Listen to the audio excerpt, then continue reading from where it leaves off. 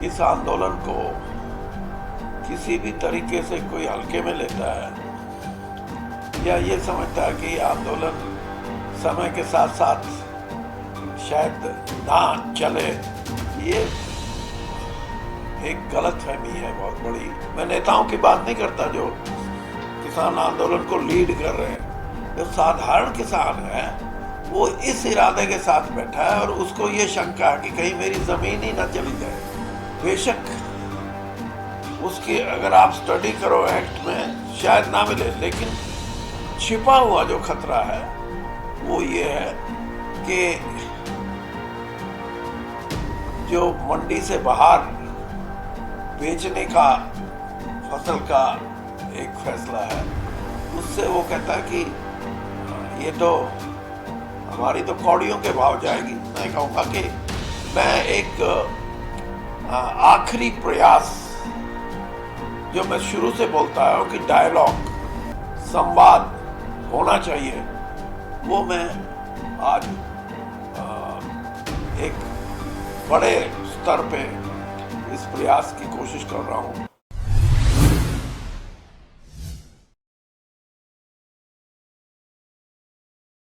देखिए, मैं तो शुरू से एक बात बोलता हूँ कि इस आंदोलन को किसी भी तरीके से कोई हल्के में लेता है या ये समझता है कि आंदोलन समय के साथ साथ शायद ना चले, ये एक गलतफहमी है बहुत बड़ी।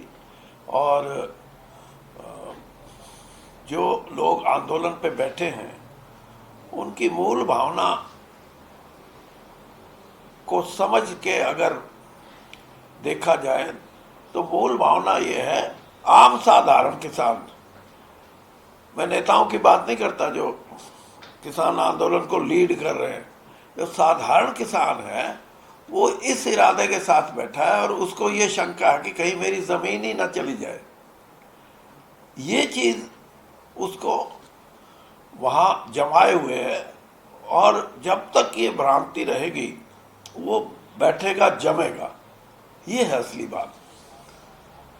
लेकिन चौधरी साहब, लगातार बीजेपी कह रही है कि ये जो कृषि आंदोलन है, जो कानून है, ये वापस नहीं होंगे, लेकिन अगर किसान चाहें, बदलाव करवाना चाहें, किए जा सकते हैं। देखिए, कोई भी चीज, ये दो स्टैंड हैं। किसान ये कहते हैं तीनों कानून वापस करो, काले कानून हैं, और सरकार ये कहती है कि आप इसमें संशोधन करवा लो। ये बात नहीं है, बात है कि परसेप्शन क्या बनी है इन तीनों कानूनों की। किसानी से जुड़े लोग ये कहते हैं कि इन तीनों कानूनों से हमारे को दो तीन चीज़ों का खतरा है, और वो खतरा बेशक उसकी अगर आप स्टडी करो एक्ट में शायद ना मिले, लेकिन छिपा हुआ जो खतरा है वो ये है कि जो मंडी से बाहर बेचने का फसल का एक फैसला है, उससे वो कहता है कि ये तो हमारी तो कौड़ियों के भाव जाएगी। जो एमएसपी है, अब 2006 से बिहार में ख़त्म है मंडी, तो वहाँ के लोग कहते हैं कि यहाँ तो 900 रुपये भी धान नहीं बिकता, जीरी, और भाव उसका 1800, 1700, 1800 है। तो ये एक तो ये चीज़ कि डिस्ट्रेस सेल के लिए एक रास्ता खुल जाएगा। कोई भी व्यापारी इस काम के लिए नहीं लेता कि मैं किसान को उसका उचित मूल्य दूं, वो ये देखता कि व्यापार में मेरे को क्या लाभ होगा। दूसरा जो मैंने आपको बताया कि किसान को लगता है कि जो ये लेजिस्लेशन है, इससे जो छोटा किसान है, हो सकता है कि वो इस स्थिति में आ जाए कि उसकी ज़मीन ही उससे चली जाए जब कर्जा चढ़ जाएगा और कोई ऐसी चीज़ें होंगी। अब एसडीएम का तो आपने देख लिया कि एसडीएम किसी भी कानून की व्याख्या करेगा, अगर कोई बीच में आपस में झगड़ा या कोई डिस्प्यूट होता है किसान के और खरीदने वाले के, तो वो उसके मन में ये है, और ये फैक्ट भी है कि कोई ना कोई बड़ा आदमी जिससे वो अपना हक लेना चाहेगा वो नहीं मिलेगा उसको। किसी भी कर्मचारी या अधिकारी की इतनी हैसियत नहीं है कि वो कोई बड़ा टकराव कर सके। तो ये कुछ चीज़ें हैं। और फिर सबसे बड़ी चीज़ ये है कि जिस खेती ने, इस देश की खेती ने कोरोना काल में अपनी पैदावार को बढ़ाया हो, उसकी उत्पादन बढ़ा, और अभी आंकड़े जो आए हैं उसमें 3.6 आंकड़े हैं कि हमारी प्रोडक्शन बढ़ी है, और 4.25% एक्सपोर्ट बढ़ा है, खेती और खेती के जो दूसरी चीज़ें हैं उनके साथ। तो इस स्थिति में जब देश में किसान इस देश की अर्थव्यवस्था को इस कठिन काल में भी बना के रखा है, दूसरे सेक्टर तो सब नीचे चले गए थे, जीडीपी 24% से भी नीचे चली गई थी। तो ये सारे का सारा मैं ये कहता हूँ, और मैं तो आज आपसे इतना ही कहूँगा कि मैं एक आखिरी प्रयास जो मैं शुरू से बोलता हूँ कि डायलॉग, संवाद होना चाहिए, वो मैं आज एक बड़े स्तर पे इस प्रयास की कोशिश कर रहा हूँ ताकि संवाद शुरू हो सके और कोई ना कोई उसका निश्चित तौर पे कोई हल निकल सके। मैं जो संगठन हमारा है पार्टी का, आज एक मेरी बैठक है और उसमें मैं इसी विषय को लेके संगठन की तरफ से ये आवाज़ उठे, भारतीय जनता पार्टी के संगठन की तरफ से, उसकी जो शाखाएं हैं जैसे किसान मोर्चा है और दूसरे संगठन हैं, उनसे कि सरकार बात करे।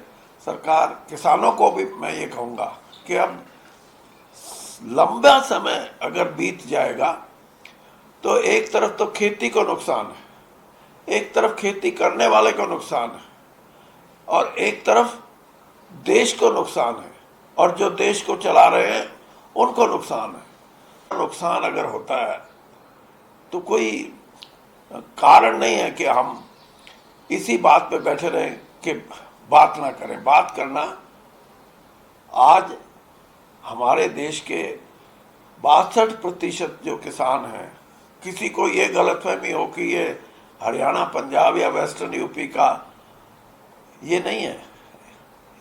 इतना हम भी समझते हैं, मैं भी 50 साल से राजनीतिक जीवन है मेरा, कि इसकी जड़ें, क्योंकि खेती का मतलब सिर्फ हरियाणा पंजाब नहीं है।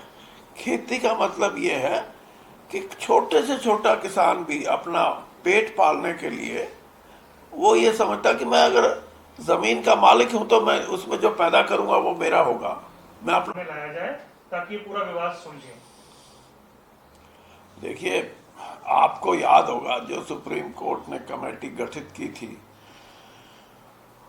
उस पे भी विवाद उठा था कि उसके मेंबर कौन हो, और एक, मैं उनका पूरा नाम नहीं जानता, मिस्टर गुलाटी थे, अशोक, उनको शुरू से ही किसान यूनियन के लोगों ने खारिज कर दिया था। और अगर उस कमेटी ने कोई रिपोर्ट दी है, ये ठीक है कि उसको पब्लिक डोमेन में आना चाहिए कि उन्होंने क्या कहा, लेकिन ये जो संघर्ष है, ये जो किसान न्याय की बात करता है, वो किसको न्याय की बात करेगा? जो सरकार है, जो केंद्र में लोग सरकार को चलाते हैं, कृषि मंत्री हैं, दूसरे लोग हैं जो कृषि से संबंधित हैं, उनको इस न्याय संगत युद्ध में किसान को या तो वो संतुष्ट करें, किसान को, या जो उन्होंने कानून बनाया उसके लिए वो ये कहें कि इससे मैंने एक बात कही थी, मैंने ये कहा था कि संवाद शुरू करने का एक तरीका है जो मैं समझता हूँ आज भी कारगर है अगर कोई करे तो।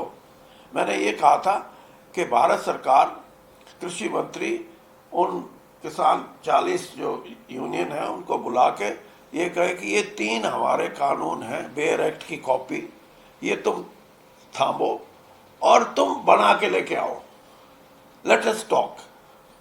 मतलब वो भी ये समझेंगे कि जो हमारी बात थी, जब हम कानून बना के लेके जाएंगे तो हम अपना कानून बना के लेके जाएंगे, भारत सरकार बात करेगी तो एक संवाद शुरू होगा। और वो जो जिद है ना जिसको कहते हैं कि मूछ की बात, वो भी खत्म होती है दोनों तरफ से। ये एक ऐसा तरीका था जिसको मैं आज भी कहता हूं कि अगर इसको शुरू किया जाए तो बात शुरू हो सकती है कारगर। और एक स्टेज पे आपको याद हो 11वें या 10वें राउंड की बात थी, तब कृषि मंत्री तोमर जी ने ये बात कही भी यूनियंस को कि भाई ऐसा करो, ये 3 कानून हैं, आप इसमें संशोधन के लिए हमारे को सुझाव दो। सिर्फ वो एक शब्द अगर नहीं बोलते तो काम बन गया था। संशोधन बोलने के बाद फिर वही बात आ गई। अगर संशोधन शब्द का इस्तेमाल नहीं होता तो जो मैं कह रहा हूं वही उसका मतलब निकलता कि ये 3 कानून हैं, आप इन पे अपनी टिप्पणी और अपना क्लॉजेज जो आप ठीक समझते हो वो लिख के ले आओ, लेट अस टॉक, बात हो सकती थी। ठीक है। अब बेरोजगारी एक ऐसा व्यापक विषय है जिसमें हरियाणा नंबर 1 हो या ना भी हो, कोरोना की वजह से देश में बेरोजगारी बढ़ी है और इसका कोई ठोस हल निकालने के लिए हमारे को उद्योग को भी, छोटे उद्योग को भी, और ख़ास तौर पे जो घरेलू उद्योग है जिसको कॉटेज इंडस्ट्री बोलते हैं, उनको बल देना पड़ेगा और उनके जो प्रोडक्ट हैं उनको ब्रांड करे सरकार। जैसे कहते हैं कि जूता तो कानपुर में बनाता है साधारण कारीगर, लेकिन उस पर जब बाटा का ठप्पा लग जाता है तो फिर ये नहीं देखते कि कानपुर में किसने बनाया। तो ये जो चीज़ है, इसके लिए बेरोजगारी मिटाने का एक बहुत बड़ा साधन है कि जो प्रोडक्ट, जो चीज़ें हम अपने देश में बनाते हैं उनकी ब्रांडिंग करें और फिर उसको प्रोत्साहित करें कि वो मार्केट में जाएं। अभी कल मैं कोई मेरे को दिखा रहा था कि ये मेरी कॉटराइज की पैंट है, इससे अच्छा मेरे को अभी तक कोई कपड़ा नहीं मिला। मैंने उसको खोल के देखा तो वो मेड इन बांग्लादेश थी। तो ये जो चीज़ें हैं इनके लिए और तो रोज़गार तो देखो इतने बड़ा देश है, कोई कहे कि सरकारी नौकरियां मिल जाएं वो संभव नहीं। हाँ, एग्रीकल्चर सेक्टर में स्कोप है। जिस दिन किसान ये समझने लगेगा कि मेरा जो प्रोफेशन है वो लाभप्रद है, मेरा जो व्यवसाय है उसमें मैं पैसा जोड़ सकता हूँ, तो सारी समस्याओं का हल है। मुझे आज तक याद है, आज से 8 साल पहले एक आंकड़े आए थे जिसमें इस देश के 20 करोड़ युवा युवती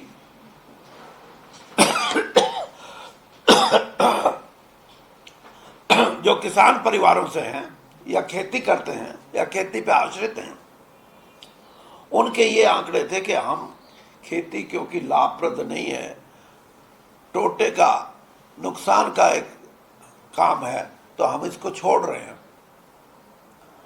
अब आप इतनी बड़ी संख्या का मानसिकता ये हो कि खेती में कुछ नहीं है, तो खेती को लाभप्रद करने का एक बहुत बड़ा काम अगर हम कर सकें तो जो जैसे आपने बेरोजगारी की बात कही कि बेरोजगारी कैसे बेरोजगारी का तो सबसे बड़ा कारण यही था कोरोना,